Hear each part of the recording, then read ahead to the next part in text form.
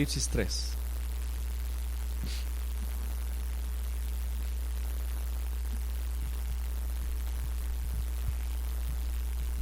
Los devocionales ya están aquí. Y dice la pastora que ya no los anuncie porque ya fueron entregados, ya están vendidos. Pero sí voy a anunciar lo siguiente: si usted quiere devocional del mes de febrero, ya váyalo pidiendo 15, 20 días antes a mi esposa para que usted lo tenga. Es una bendición. Yo he estado llevando el devocional estos últimos 2 meses así al pie de la letra. Bueno, en estas vacaciones no lo hice, en estos días fallé, pero sí es una bendición. Amén. Vamos a abrir la Biblia en Apocalipsis capítulo 3 y vamos a leer del versículo 1 al 6.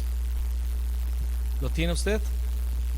Dice la palabra de Dios: escribe al ángel de la iglesia en Sardis, el que tiene los 7 espíritus de Dios y las 7 estrellas, dice esto: yo conozco tus obras, que tienes nombre de que vives y estás muerto. Sé vigilante y afirma las otras cosas que están para morir, porque no he hallado tus obras perfectas delante de Dios. Acuérdate pues de lo que has recibido y oído, y guárdalo y arrepiéntete, pues si no velas, vendré sobre ti como ladrón, y no sabrás a qué hora vendré sobre ti. Pero tienes unas pocas personas en Sardis que no han manchado sus vestiduras y andarán conmigo en vestiduras blancas, porque son dignas. El que venciere será vestido de vestiduras blancas, y no borraré su nombre del libro de la vida, y confesaré su nombre delante de mi Padre y delante de sus ángeles.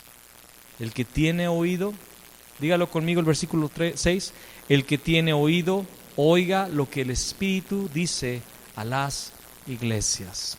Amén. Vamos a orar nuevamente. Señor, ponemos delante de ti este momento de enseñanza, ponemos delante de ti esta palabra y pedimos que tu Santo Espíritu nos hable. Pedimos que tú nos des oídos para oír. Tu palabra lo dice: el que tiene oído, oiga lo que tú dices, Espíritu Santo, a las iglesias. Y queremos oír, Espíritu Santo. En este momento, danos audición espiritual. Danos total audición espiritual. Señor, habrá muchos puntos que no serán en lo personal, Señor, para nosotros, pero habrá muchos otros que tu Espíritu Santo sí quiere hablarnos. Te pedimos que tú abras nuestro entendimiento y nuestros oídos, y que nos des un corazón dispuesto a obedecer, Señor. Te lo pedimos en el nombre de Jesús. Amén. La carta a Sardis comienza en el versículo 1 presentándose el Señor Jesús como lo ha hecho en las otras cartas a las otras iglesias. ¿Recuerda? El Señor se presenta a sí mismo de diferentes aspectos a cada iglesia. A la iglesia anterior, a Tiatira, le dijo que él tenía ojos celosos de fuego, ¿verdad? Y pies de bronce bruñido. Y en este momento el Señor, hablándole a la iglesia en Sardis, le dice: el que tiene los 7 espíritus de Dios y las 7 estrellas. Yo me he dado cuenta que cuando yo pienso, más bien, he caído a la razón, hermanos, que cuando lleguemos al cielo nos vamos a sorprender. Es un hecho que todos nos vamos a sorprender y que ya lo habíamos pensado, pero estoy hablando de conocer realmente lo que es el mundo espiritual y de ver lo que es Dios. ¿Cuántos han leído en Ezequiel y en Apocalipsis también, hablando de los 4 seres vivientes y de las ruedas que se mueven con ellos? ¿No es algo totalmente raro? Seres vivientes que tienen rostros como de león, como de novillo, o de una vaca, ¿verdad? Como de hombre, como de águila. Tienen alas, 4 alas, y luego manos debajo de las alas, ojos por todos lados. Y luego los 4 seres vivientes se mueven con unas ruedas que tienen ojos por todos, ¿verdad? ¿Ha leído todo eso? Y eso es la realidad o el ambiente del cielo. Es el ambiente del cielo. Es la realidad del cielo. Y yo sé que vamos a quedarnos sorprendidos cuando veamos la realidad celestial. Pero algo que tenemos que entender es que El Señor Jesús tiene 7 espíritus. Son los 7 espíritus de Dios y 7 estrellas. Vamos a ver un poquito acerca de los 7 espíritus. Y esto se encuentran en Isaías capítulo 11, versículo 1 al 5. Isaías 11, versículo 1 al 5.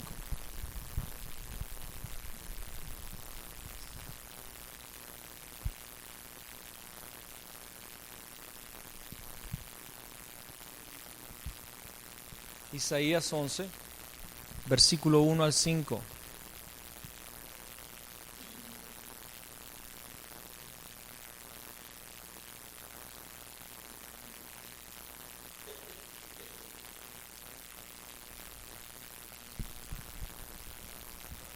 Saldrá una vara del tronco de Isaí, y un vástago retoñará de sus raíces. ¿Cuántos entienden lo que significa el tronco de Isaí? Está hablando de la descendencia del rey David, ¿ok? Está hablando de la genealogía del rey David. David era hijo de Isaí. Dice, saldrá una vara del tronco de Isaí, y un vástago o un retoño, ¿verdad? Retoñará de sus raíces, y reposará sobre él el espíritu de Jehová, espíritu de sabiduría y de inteligencia, espíritu de consejo y de poder, espíritu de conocimiento y de temor de Jehová. Y le hará entender diligente en el temor de Jehová.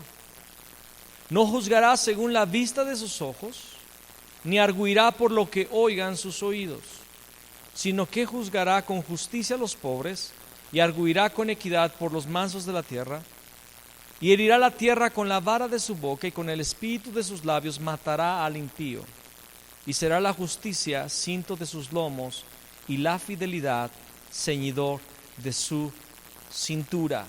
Hablando acerca del Mesías, profetizando acerca del Mesías, Isaías dijo que de la descendencia de David se levantaría un vástago, un retoño, y reposaría sobre él el espíritu del Señor, o los 7 espíritus, que son el espíritu de Jehová, es el primer espíritu, el propio espíritu de Dios, el Espíritu Santo, espíritu de sabiduría, de inteligencia, de consejo, de poder, de conocimiento y de temor de Jehová. Si usted los cuenta, son 7 espíritus. ¿Para qué son estos 7 espíritus? Para enseñar al Mesías a andar en el temor del Señor, y a algo muy importante que necesitamos todos nosotros, para no juzgar con nuestra vista, ni actuar según lo que nuestros oídos escuchan. Un problema que tenemos como cristianos y que necesitamos de la ayuda del Señor es que el Señor nos ayude a no juzgar según lo que vemos, porque las apariencias realmente engañan. Las apariencias realmente engañan. No sabemos lo que hay detrás de un buen rostro, de una buena fachada. No sabemos. Solo después del tiempo podemos ver. Por eso hay una palabra que dice, por sus frutos los vas a conocer. Porque a veces no podemos juzgar lo que vemos hasta que veamos el fruto. Tiempo después, según las acciones, según lo que hayan hecho las personas. Como decimos en México de lengua, me echo un taco, ¿verdad? Pero el Espíritu del Señor es para poder juzgar de acuerdo al conocimiento de Dios, a la sabiduría de Dios, a la revelación de Dios. Dice, no arguirá, no juzgará según la vista de sus ojos, ni arguirá por lo que oigan sus oídos, sino que juzgará con justicia a los pobres, y arguirá con equidad por los mansos de la tierra, y herirá la tierra con la vara de su boca, y con el espíritu de sus labios matará al impío. El espíritu de sus labios matará al impío. Y será la justicia cinto en sus lomos. ¿Cuántos quieren que esto suceda en ustedes? ¿Cuántos saben que todo esto que estamos leyendo en Isaías 11 es para la iglesia? Efesios 4 dice, para que todos lleguemos a la estatura del hombre perfecto, de Cristo. Y si vamos a llegar a su estatura, pues también nos vamos a vestir como Él se viste, ¿verdad? Dice, y será la justicia cinto de sus lomos, y la fidelidad ceñidor de su cintura. Amén. 7 espíritus. El primero es muy importante, dice sabiduría, ¿verdad? ¿Cuántos necesitamos sabiduría?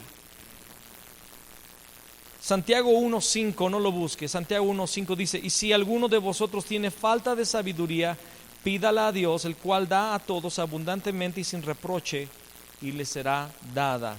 La sabiduría, con la sabiduría no se nace, amados. La sabiduría hay que pedirla. Y Santiago nos exhorta de una forma muy sencilla. Dice: si alguno de vosotros tiene falta de sabiduría. Creo que podemos darnos cuenta cuando tenemos falta de sabiduría, ¿sí o no? Cuando hacemos las cosas mal.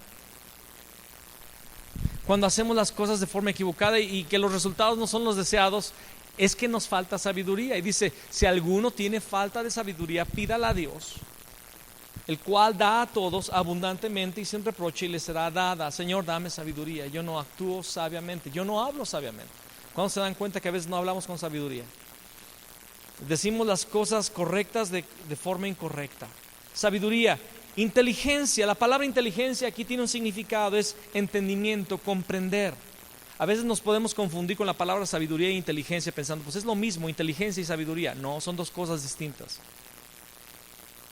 La inteligencia es poder entender y comprender todo el cuadro, toda la situación, entendimiento, comprensión de las cosas de Dios. Ese es el segundo espíritu, el tercer espíritu. El cuarto es el espíritu de consejo. Y consejo, en su original, lo que está hablando es de un plan. Tener la capacidad de planear. ¿Cuántos saben que necesitamos planear? Y decir, si Dios lo permite, mañana iremos y vendremos, ¿verdad? Pero necesitamos planear. Ahora, necesitamos planear de acuerdo al consejo de Dios, a los planes de Dios. ¿Cuántos quieren hacer planes con alguien que sabe el futuro? Que conoce el futuro, que sabe lo que va a pasar mañana. ¿Cuántos quieren invertir su dinero con alguien que sabe cómo va a estar la bolsa de valores de aquí a 100 siglos? Yo quiero planear de acuerdo a planes que no van a fallar. Y la palabra consejo es la palabra que significa plan y también significa prudencia, designio, propósito. Es lo que significa consejo: plan, prudencia, designio y propósito. O sea, vivir prudentemente, hacer las cosas bajo designio. O sea, yo no ando al ahí se va. Yo no vivo la vida de cualquier manera. Yo vivo con el consejo, debajo de un espíritu de consejo. Yo creo que lo más triste que nos puede suceder en nuestra vida es vivir cada día nada más así porque sí. Pues ya amaneció, ¿qué hago? Pues me hago desayunar, ¿no? Y me voy a trabajar y vuelvo a la casa y ya. Debemos de vivir debajo del espíritu de consejo. Poder, espíritu de poder. Es el espíritu de fuerza. Es lo que significa fuerza. Significa valor, significa victoria. Espíritu de fuerza, espíritu de valor, espíritu de victoria. ¿A cuántos les agrada la palabra victoria? Es el espíritu de Dios, el espíritu de poder. Andar con la fuerza del Señor. La alegría del Señor es nuestra fuerza. Solamente nos va a dar el poder, la alegría del Señor. Nos va a dar el valor, nos va a dar la victoria. Todos los días nosotros necesitamos de valor para enfrentar los desafíos de cada día. Para enfrentar las oposiciones, para enfrentar las decisiones, para soportar el estrés, el peso de una vida difícil. Espíritu de poder, espíritu de conocimiento. Y esa palabra significa conocimiento. Conocimiento. Conocer a Dios. Conocerle a Él, conocer su corazón. Conocimiento de causa.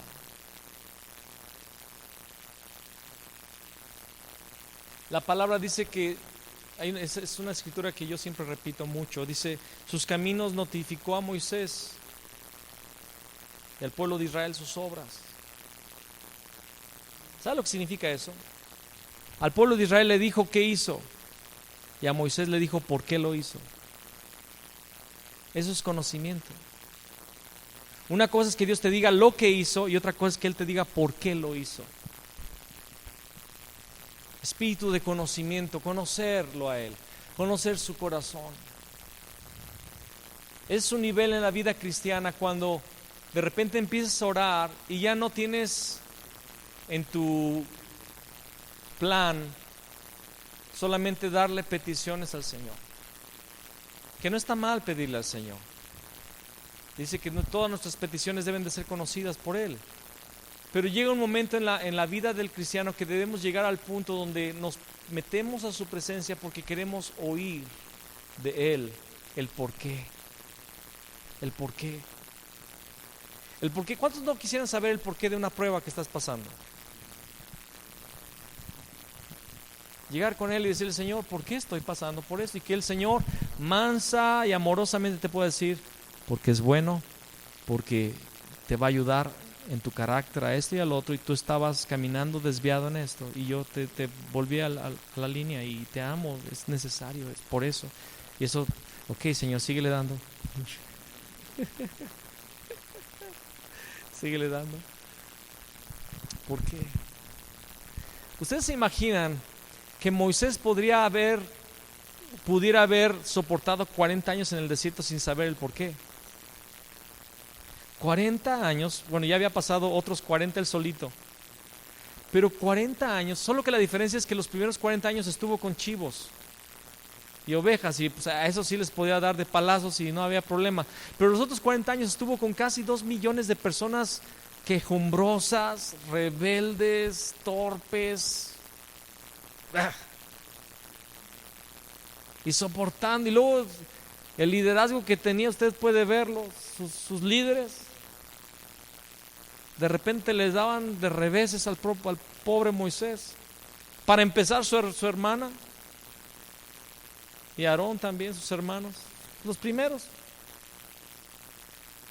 Y después Coré. ¿Sabe quién era Coré? De los levitas. Coré, los hijos de Coré.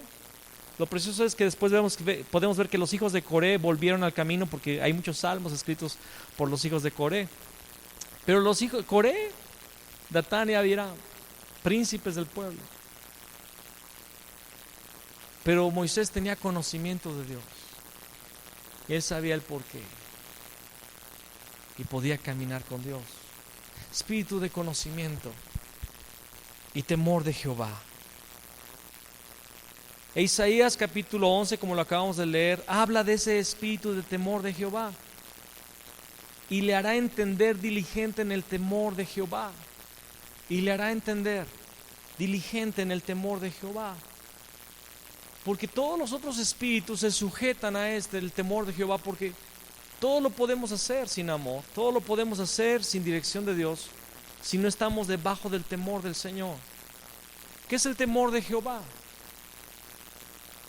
Es la conciencia de la presencia de Dios en cada momento de nuestra vida. Que todo lo que hacemos Él lo ve, Él lo evalúa, Él lo avalía. Temor de Jehová. Nosotros podemos tener los otros 6 espíritus. ¿Por qué digo los otros 6 espíritus? Porque ya tenemos el espíritu de Jehová. Nos fue dado como arras de nuestra herencia, dice la palabra. Ha sido dado por el nuevo nacimiento. Todos tenemos el espíritu del Señor. Si no, no estaríamos vivos espiritualmente. Pero los otros 6 espíritus necesitamos pedirlos. Que el Espíritu del Señor traiga esos 6 espíritus. Pablo en muchas de sus cartas habla de eso. Que seamos llenos de la plenitud de Dios. Esto va a hacer que suceda en tu vida lo que dice Daniel capítulo 6 versículo 3. Pero Daniel mismo era superior a estos sátrapas y gobernadores, porque había en él un espíritu superior. Y el rey pensó en ponerlo sobre todo el reino. Daniel 6:3. Daniel 6:3. Daniel mismo era superior a estos sátrapas y gobernadores, porque había en él un espíritu superior. Cuando Jesús vino a la tierra, la descendencia de Isaí, el vástago, del cual habla Isaías, capítulo 11, cuando Jesús fue revelado a Israel, nadie podía oponérsele. Todos se quedaban sorprendidos delante del Espíritu de Jehová que habitaba sobre de él en conocimiento, sabiduría, inteligencia, consejo, poder, temor de Jehová. Él era superior a todo mundo. Por más que le querían tender trampas teológicas, filosóficas, él respondía de forma que nadie esperaba. Jesús desarrolló su ministerio de una forma que nadie había visto. Ningún profeta que se hubiera levantado tenía esa semblanza, tenía ese perfil, porque sobre él estaban los 7 espíritus del Señor, y el deseo del Señor es que estén sobre nuestras vidas. Ahora el Señor se manifiesta a la iglesia en Sardis diciendo: yo soy el que tengo los 7 espíritus, yo soy el que tengo los 7 espíritus, las 7 estrellas, y da una palabra difícil. Dice en la parte B del versículo número 1, dice: yo conozco tus obras, que tienes nombre de que vives y estás muerto. Yo conozco tus obras, que tienes nombre de que vives y estás muerto. ¿Cómo reconocía o cómo reconoció Jesús o cómo reconoce el Señor que la iglesia de Sardis está muerta? Hay otra versión, en la Nueva Versión Internacional dice: tienes fama de estar vivo, pero en realidad estás muerto. Tienes fama.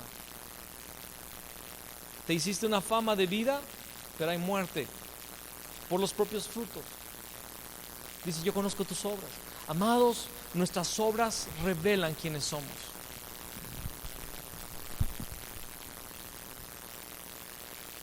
Nuestras obras revelan quiénes somos. Algo que me da mucha tristeza, que el día de hoy yo escucho, es cuando alguien dice: yo conozco a la gente de esa iglesia, es de lo peor. Y lo he escuchado aquí en León en estos días. Bueno, no precisamente en este mes, pero en este año he escuchado: no, en esa congregación la gente es, pero peor que la del mundo. Y eso me da tristeza, porque aquella iglesia somos nosotros también. Somos un solo cuerpo, amados. Diferentes nombres tal vez, diferentes localidades, pero el mismo cuerpo de Cristo. Y lo que más me da tristeza es pensar que tal vez aquí llegara o esté sucediendo lo mismo. Que aquí tengamos una cara, tengamos fama de que estamos vivos y en realidad estamos muertos. ¿Y qué es esa muerte? ¿De qué está hablando esa muerte? De que solamente se quedó la fama. Hubo un buen inicio, pero tal vez no estamos llegando a un buen final. Recuerde, las cartas a las 7 iglesias han sido cartas dispensacionales, o sea, diferentes eras de la iglesia. Cada carta se ha encajado perfectamente a las eras de la iglesia en la historia contemporánea, pero también son 7 tipos de iglesias en el fin, o también son 7 tipos de cristianos dentro de la iglesia. Así es que tú tienes que buscar del Señor qué es lo que te afecta a ti, qué es lo que el Señor te habla a ti, y si Sardis encaja con alguna cosa en tu vida, tú tienes que encajar y pedirle al Señor que te dé misericordia. Amén. Tienes fama de que vives, pero estás muerto. ¿Por qué? Porque tus obras te delatan. Como vives te delata. Las cosas que haces te delatan.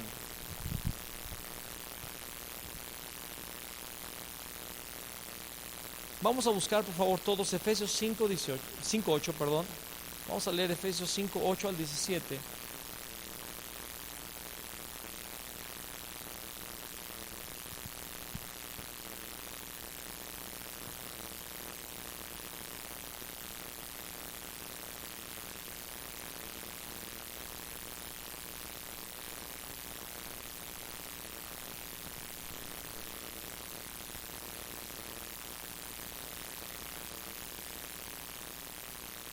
Efesios 5:8, vamos a leer hasta el 17.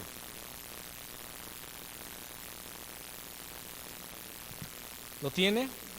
Dice: porque en otro tiempo erais tinieblas. Por favor, repita conmigo: otro tiempo. Amén. En otro tiempo erais tinieblas, mas ahora sois luz en el Señor. Andad como hijos de luz. ¿Cómo debemos andar? Como hijos de luz.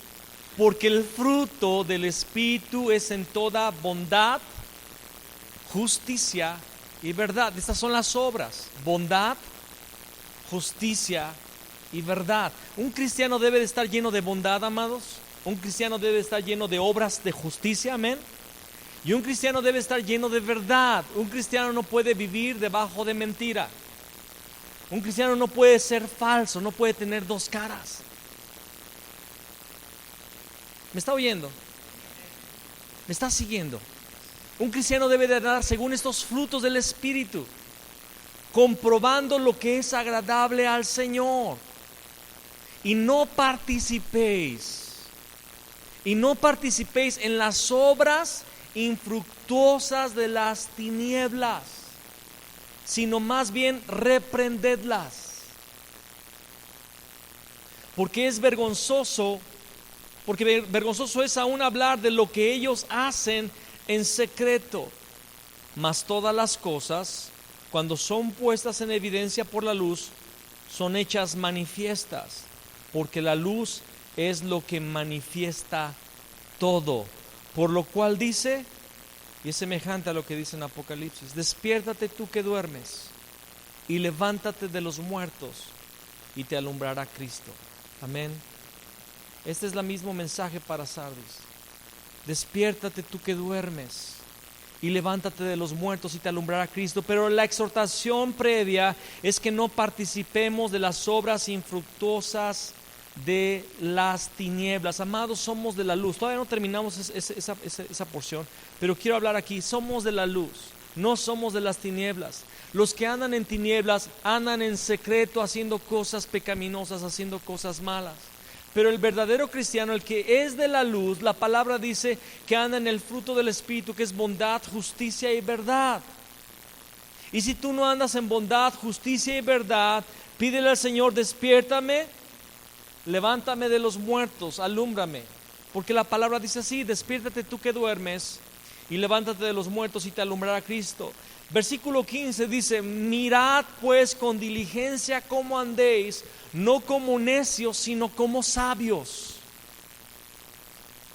aprovechando bien el tiempo, porque los días son malos. Por tanto, no seáis insensatos, sino entendidos de cuál sea la voluntad del Señor. Cada día nuestra oración debe de ser: Señor, ¿cuál es tu voluntad para mi vida en este día? ¿Cuál es tu voluntad para mi familia en este día?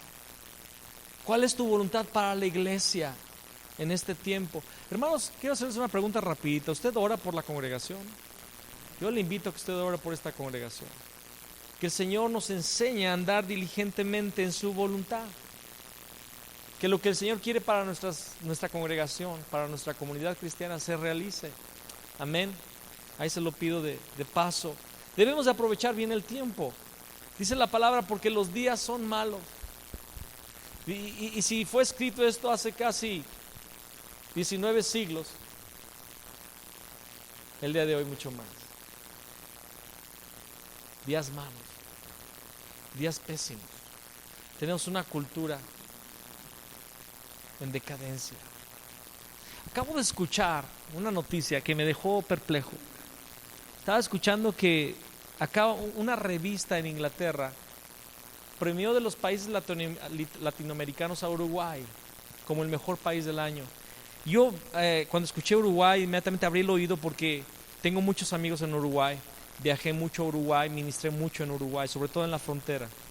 En la capital solamente fui 2 veces, pero en la frontera de Rivera visité mucho Uruguay. Tengo amigos allá.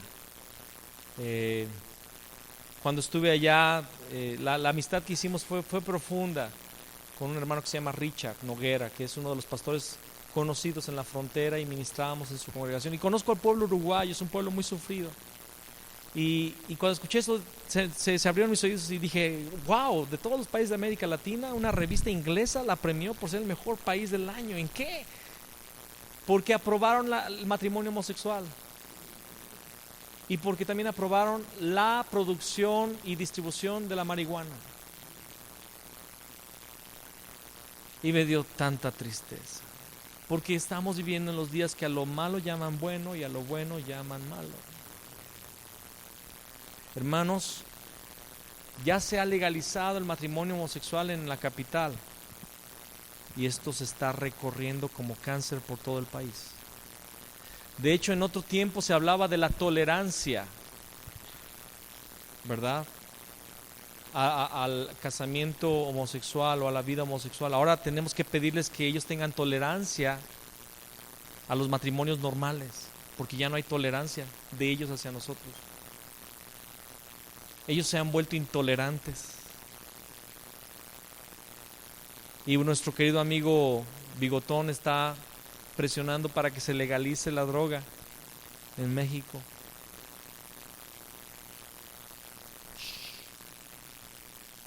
El de las botas.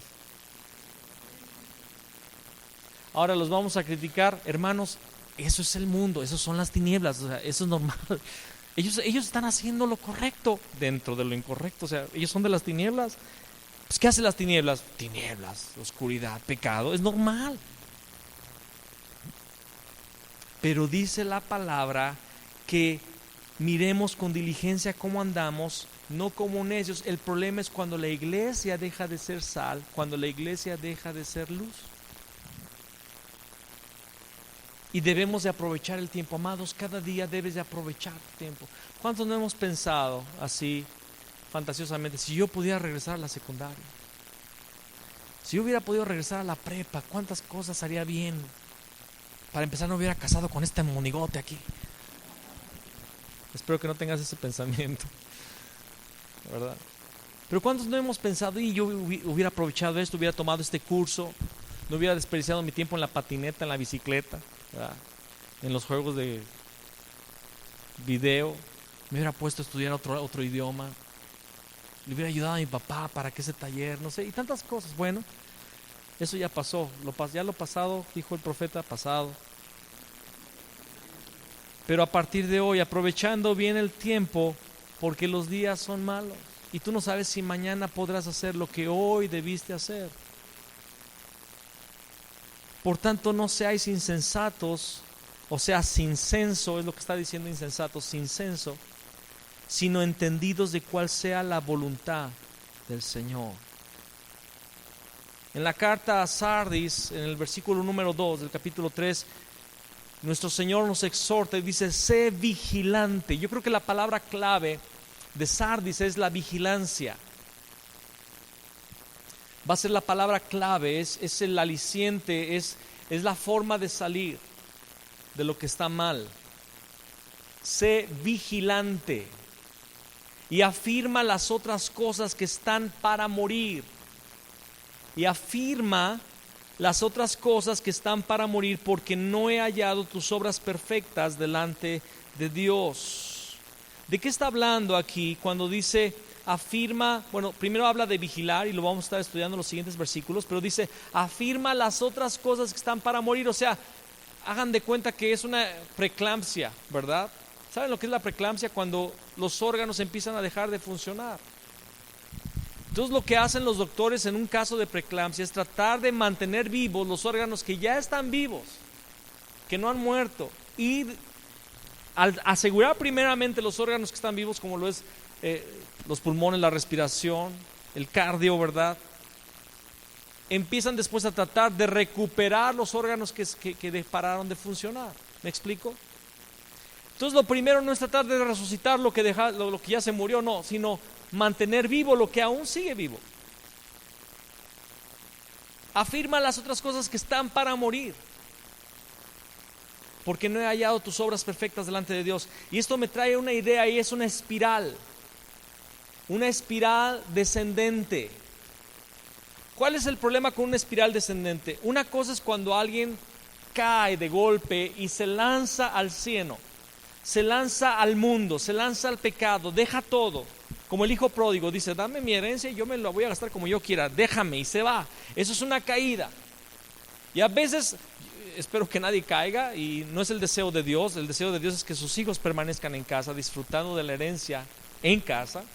Pero cuando pasa esto, graciosamente, no hablo de chistoso, sino de la gracia de Dios, esas personas de repente tienen un impacto entre lo que tenían y lo que perdieron. Y eso es bueno, porque dice la palabra que el hijo pródigo, al verse dándole de comer algarrobas a los puercos, dijo: ¿qué hago aquí? ¿Cuántos jornaleros hay en la casa de mi padre que tienen su ración diaria? Y yo estoy aquí alimentando cerdos. Y dice la palabra que ansiaba, se le antojó la comida de los puercos, porque el pobre no tenía ni para comer.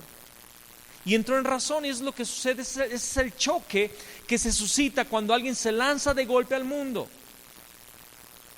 Pero el problema de Sardis es que fue una espiral descendente. ¿Qué es la espiral descendente? No se dan cuenta cómo están cayendo. Es poco a poco, poco a poco. Y ellos todavía creen que están vivos. Tienes fama de que estás vivo, pero estás muerto. ¿Me explico? Cree que todavía está en una altura cuando ya ha descendido tanto en esa espiral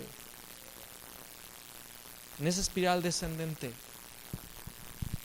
Cuidado con la espiral descendente, porque es muy lenta, tan lenta que ni se llega a sentir.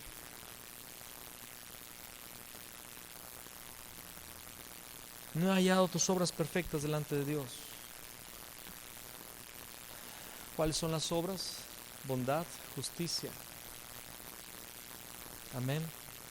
Como lo dice Efesios, bondad, justicia y verdad. Amén. Apocalipsis 3 dice: acuérdate pues de lo que has recibido y oído, y guárdalo y arrepiéntete. Acuérdate pues de lo que has recibido y oído, guárdalo y arrepiéntete. Por ejemplo, dos cosas muy sencillas que necesitamos recordar: lo que hemos recibido y oído, y arrepentirnos. Escúcheme, mi amado, dos cosas sencillas. Si usted no está viviendo en esto, usted está en esa espiral descendente. Amén. Si no, no lo está, y no se preocupe. Amén. Pero dos cosas sencillas como es la oración y el estudio de la palabra. Tan sencillo, tan simple. ¿Lo has oído? ¿Lo has recibido? Entonces, guárdalo y arrepiéntete. Porque, hermanos, si no oramos todos los días delante de nuestro Padre, si no somos lavados por la palabra de Dios cada día, estamos con la fama de que estamos vivos, pero estamos muertos. Amados, es algo sencillo, básico. Me puedo meter con otras cosas, pero son de otros niveles de madurez. Pero algo tan básico como orar a Dios. Es como en un matrimonio, es algo básico. Imagínense que yo estoy casado con Terry y no le hablo en toda la semana, solamente el domingo, porque el domingo sí le quiero hablar. Y el domingo le elogio, el domingo la llevo a comer, el domingo la trato bien, pero durante la semana ni la volteo a ver. ¿Qué va a decir mi esposa? Ese está loco. Ese tiene un problema mental. Lo mismo sucede con el cristiano. Solamente hablamos con Dios el domingo, lo adoramos, le decimos cosas preciosas, y toda la semana no le hablamos en oración, no investigamos en su palabra lo que Él tiene para nuestras vidas. Acuérdate de lo que has recibido, dice, acuérdate de lo que has recibido y oído, y guárdalo y arrepiéntete. Arrepentimiento no nada más es llorar y decir: ay, Dios, perdona. Arrepentimiento es un cambio de mente, un cambio de sentido. Andaba para el norte, ahora me volteo y camino hacia el sur. 180 grados de cambio. Eso es arrepentimiento, cambio de mente, cambio de sentido. Amén. También significa dolor, pero son 4 cosas que significan, entre ellas las que acabo de mencionar. La cuarta ahorita no me acuerdo, no me lo pregunto. Son 4 significados. Pues si no velas, otra vez, el versículo anterior dice: sé vigilante, y ahora dice: si no velas, hay un sí condicional. Si no velas, vendré sobre ti como ladrón, y no sabrás a qué hora vendré. Y aquí voy a detenerme un poquito a explicar este versículo. Pues si no velas, vendré sobre ti como ladrón, y no sabrás a qué hora vendré. ¿Significa que ya no debemos dormir? Dios no lo quiere, hermanos. Tan rica que es la almohada y la cama. Es algo espiritual. Vamos a Lucas 12:36.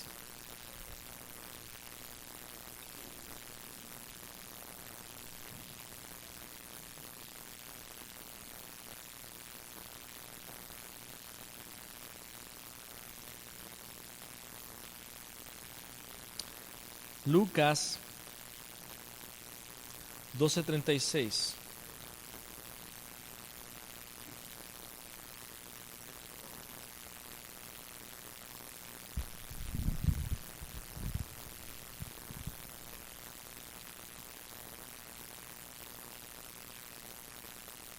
¿Lo tiene?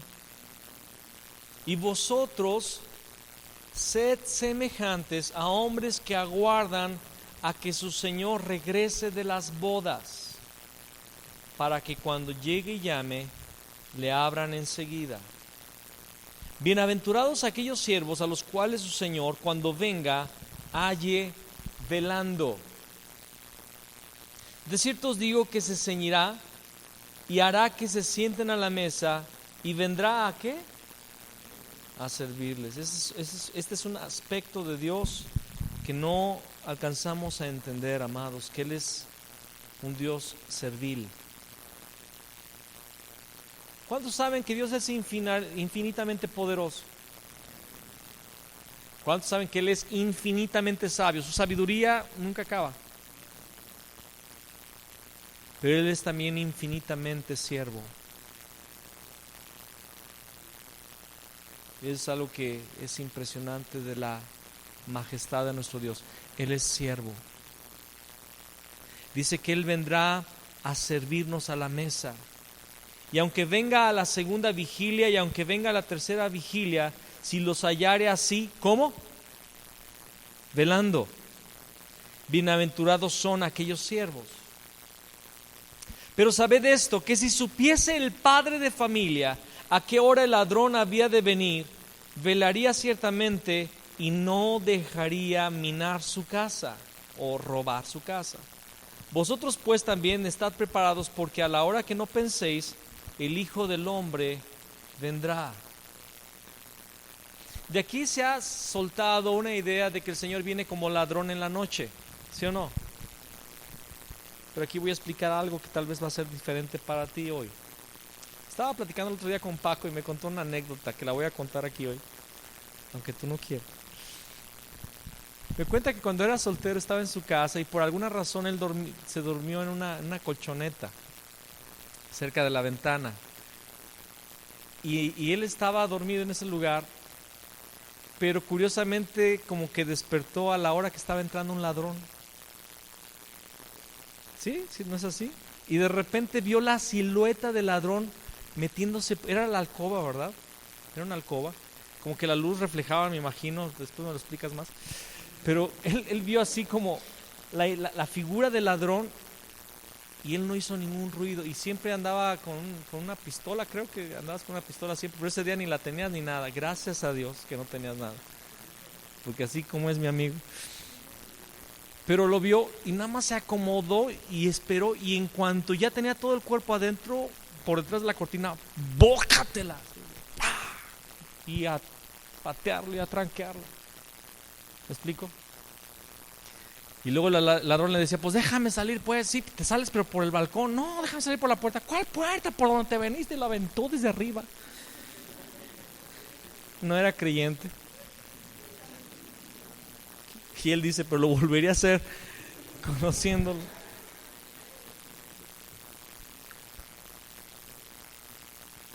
Ahora, la cosa aquí de este punto es que el Señor dice que va a venir como ladrón, como si fuera un ladrón, o sea, a la hora que no sabes, a la hora que no lo esperas. Pero el contexto es que estemos velando. ¿Para qué se vela? Lo dice el último versículo, el penúltimo, dice el 39. Pero sabed esto, que si supiese el padre de familia a qué hora el ladrón había de venir, velaría ciertamente y no dejaría minar su casa. O sea, si alguien le dijera, te va a llegar el ladrón a tal hora, esa persona estaría despierta, esperándolo con una escopetota, para que no le robara. Para hacerlo entender más, ve a 1 Tesalonicenses capítulo 5.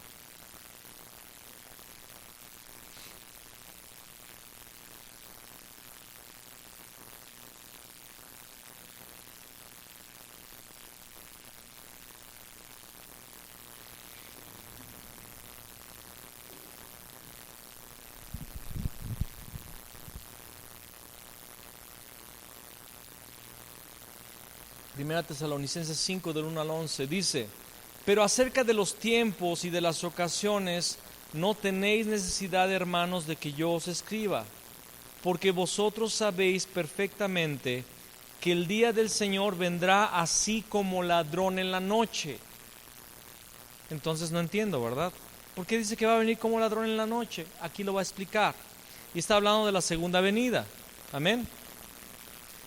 Que cuando digan paz y seguridad, es una característica del tiempo del fin, cuando digan paz y seguridad, y está hablando exactamente o más precisamente acerca del pueblo de Israel. Cuando digan paz y seguridad, entonces vendrá sobre ellos destrucción repentina, como los dolores a la mujer encinta, y no escaparán. Aquí está la clave, versículo 4. Mas vosotros, hermanos, no estáis en tinieblas para que aquel día os sorprenda como ladrón. Amén. ¿Para quién va a ser ese día como un ladrón? Para los que están en tinieblas. Para la iglesia de Sardis que se durmió, que tiene nombre de que vive pero está muerto, o sea, está dormida, que no está vigilando. Mas vosotros, hermanos, no estáis en tinieblas. Lo leímos, ¿verdad? En Filipenses, perdón, en Efesios, lo leímos que dice que somos de la luz. En otro tiempo andábamos en tinieblas, pero ahora estamos en luz. Mas vosotros, hermanos, no estáis en tinieblas para que aquel día os sorprenda como ladrón, porque todos vosotros sois hijos de luz e hijos del día. No somos de la noche ni de las tinieblas. Por tanto, no durmamos como los demás, sino velemos y seamos sobrios. Ahora, ¿qué es la palabra sobrio? La palabra sobrio griega es abstenerse del vino. Y alguien va a decir, hermano, yo soy sobrio, pero está hablando de los placeres. ¿Qué es lo que nos hace dormir, amados? El vino de este mundo. Acuérdense que lo vimos en los pasos hacia el reino en la vida de Daniel. Se abstuvo de la comida y de la bebida de Nabucodonosor. Se abstuvo de los deleites temporales del pecado, como dice Hebreos acerca de Moisés. Y se abstuvieron porque tenían puesta la mirada en el galardón, los deleites, el vino de este mundo. Dice, velad y velemos y seamos sobrios, abstente de los placeres. De hecho es una metáfora o es una forma metafórica de hablar acerca de los placeres del mundo. Una de las cosas que Dios le pedía a los nazareos era abstenerse de vino y de sidra. Aún la mamá que estaba gestando la vida de un nazareo debía abstenerse del jugo de la vid, de la sidra o de cualquier producto del mosto, de pasas de uva. ¿Por qué? Porque fuera pecado, no, sino era una metáfora, era una sombra de algo, los placeres. Velemos y seamos sobrios. Muchos me dirán, hermano, yo tengo todo el derecho de hacer esto y de hacer aquello. Y me suenas a mi hijo, porque mi hijo está con ese discurso ahora. Es que mis derechos, papá. Le dije ayer, tú tienes todo el derecho de obedecer, Fabián. Todo el derecho de obedecer. Y la verdad es que tenemos derechos, amados, pero ¿para qué los vas a usar? Para la gloria del Señor. ¿Qué es lo que sucede a los borrachitos, hermano? ¿Qué es lo que les sucede a los borrachitos? Si les va bien, alguien los lleva a casa, alguien conocido. Pero la mayoría de las personas que tienen el problema del alcohol son estafados, son robados. Llegan a la casa sin nada de dinero, golpeados muchas veces, porque no están conscientes, no tienen sus facultades físicas, las perdieron y otros abusan de ellos. Velemos y seamos sobrios. Todo me es lícito, pero no todo me conviene, amados. Sí, tienes todo el derecho, te es lícito. La pregunta correcta es, ¿te conviene? Hermano, yo puedo ver la televisión, sí, yo también tengo ese derecho, pero ¿me conviene pasar tanto tiempo ahí? Hicieron una encuesta en los Estados Unidos. Escúchame, amados hermanos que son papás. Los hijos pasan tiempo de calidad con sus padres 49 minutos al día. Tiempos de calidad con sus papás 49 minutos al día. Y esto es un poquito menos de lo que se gasta en llevar a pasear al perro a la calle. Claro, esta es una estadística inglesa, ni siquiera americana, es una estadística inglesa, pero yo no sé si en México estemos también igual. Donde la gente ya come a diferentes horas, algunos enfrente de la televisión, o todos juntos pero enfrente de la televisión, y no tenemos tiempos juntos. Velemos y seamos sobrios, cuidemos de nuestros hijos. No se los entreguemos a la televisión, a los juegos de video. No entreguemos todo nuestro tiempo a tantas cosas que no convienen. Velemos y seamos sobrios. Si hay tiempo de diversión, si hay tiempo de esparcimiento, es necesario descansar. Pero hazlo bien. El otro día, no me acuerdo a quién le regalamos un juego de memoria con personajes bíblicos. Se rió la persona. ¿Qué es eso? Demasiado fanático. Pero ¿por qué no? Si vamos a jugar juegos de memoria, pues que sean personajes bíblicos. Y hay algunos que están diciendo, ay, se fue al extremo. No, no me fui. No me fui. Porque pues los que duermen, de noche duermen. Y los que se embriagan, de noche se embriagan. Algunos ya no están cumpliendo con este versículo porque hasta de día se embriagan. Está hablando de los que son de las tinieblas, de los que son de la oscuridad. Pero nosotros que somos del día, seamos sobrios, habiéndonos vestido con la coraza de fe y de amor y con la esperanza de salvación como yelmo. Fíjese, coraza de fe y de amor, esperanza de salvación como yelmo. Amén. Porque no nos ha puesto Dios para ira, sino para alcanzar salvación por medio de nuestro Señor Jesucristo. Escúcheme este versículo, hermano. Esta palabra no es para que usted se sienta condenado, sino porque es una palabra para que usted entienda que Dios quiere su salvación. No escuché amén, es más que el de mi esposa. Gracias, Tere. Pues no nos ha puesto Dios para ira, sino para alcanzar salvación por medio de nuestro Señor Jesucristo, quien murió por nosotros, para que ya sea que velemos o que durmamos. Está hablando de los que ya murieron, o de los que estén vivos en la tierra en la segunda venida, para que ya sea que velemos o que durmamos, vivamos juntamente con Él, por lo cual animaos unos a otros, edificaos unos a otros, así como lo hacéis. Hermanos, este versículo 10 y este versículo 11 tienen que ver con el final de la carta a Sardis. El deseo de Dios es que vivamos juntamente con Él. La carta a Sardis es una carta para despertar, sacudir a una iglesia que se durmió. Y por eso la palabra dice, animaos unos a otros y edificaos unos a otros, así como lo hacéis. Apocalipsis 3, versículo 4 al 6 es el final. Dice, pero tienes unas pocas personas en Sardis que no han manchado sus vestiduras y andarán conmigo en vestiduras blancas porque son dignas. ¿Cuántos quieren, cuando estén delante de su Padre, vestir estas vestiduras blancas?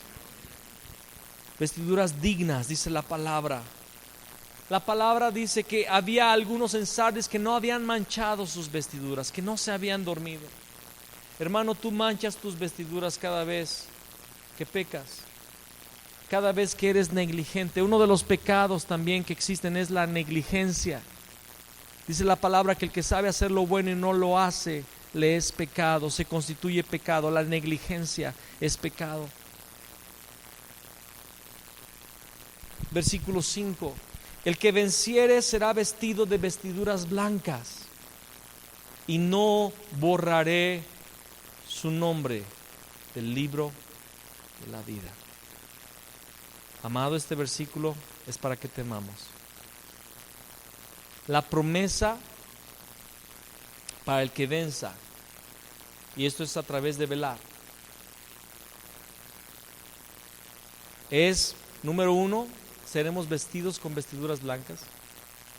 Pero la segunda promesa es asustadora también. No borraré su nombre del libro de la vida. Dios no hace promesas que no vaya a cumplir.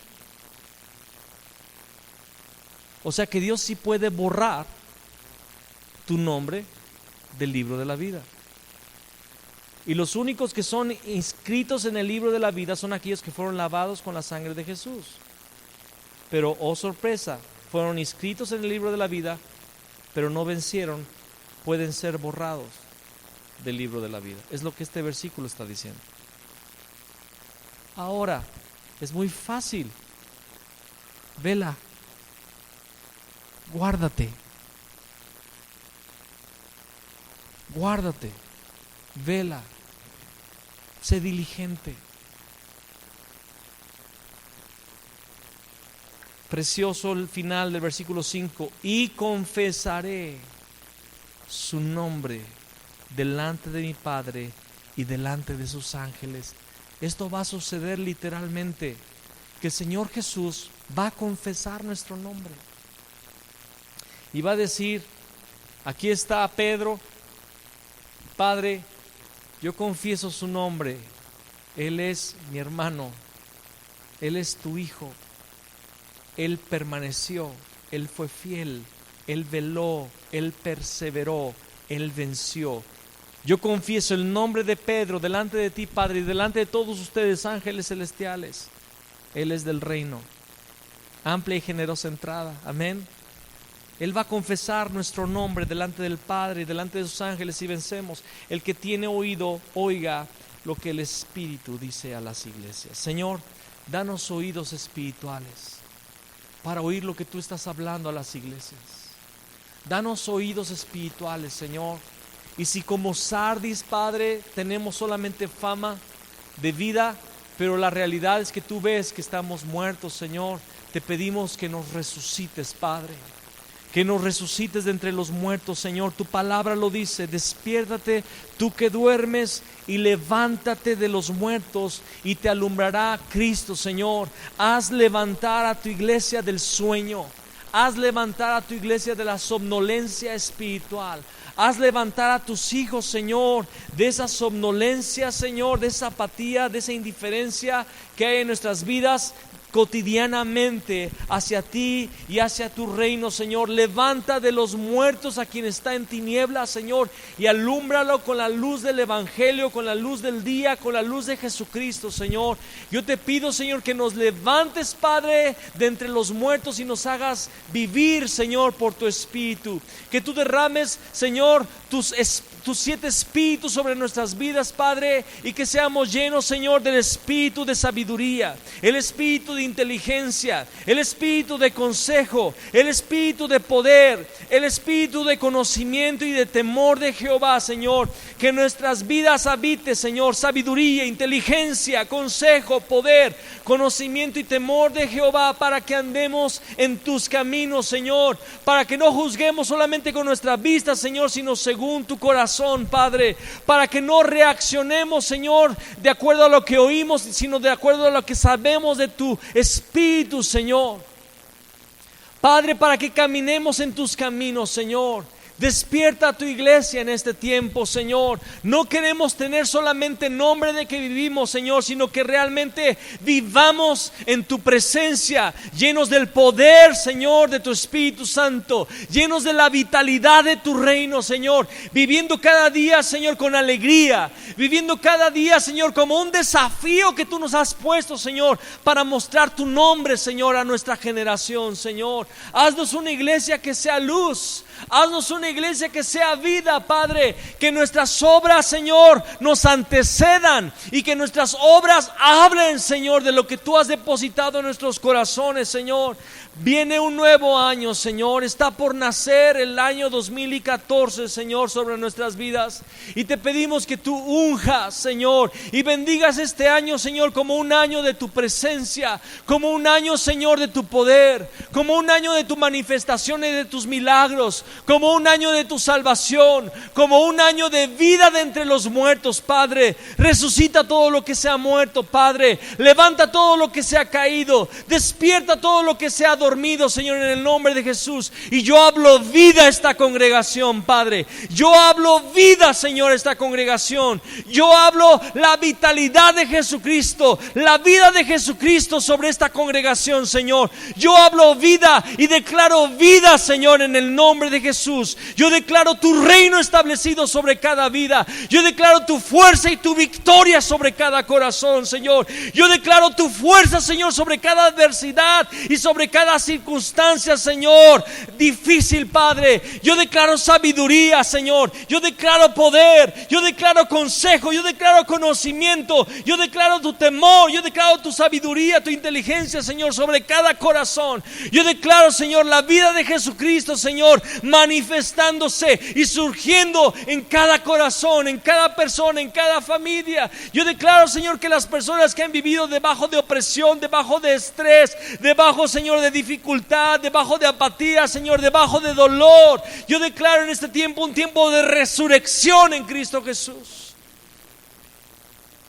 Resurrección en Cristo Jesús. Si aquel que fue poderoso para levantar de entre los muertos a Cristo Jesús, vivificará también nuestros cuerpos mortales, Padre, en el nombre de Jesús. Señor, yo te pido que traigas arrepentimiento a nuestros corazones si hemos andado en tinieblas. Arrepentimiento, Señor, a nuestros corazones. Verdadero arrepentimiento, Señor, a todos aquellos, Padre, que no hemos andado como hijos de luz. Derrama los frutos del Espíritu en toda bondad, justicia y verdad. Derrama el fruto de tu Espíritu en toda bondad, toda justicia y toda verdad. Pues yo te lo pido en el nombre de Jesús. Amén. Amén. Le damos un aplauso al Señor. Te adoramos, Jesús. Amén.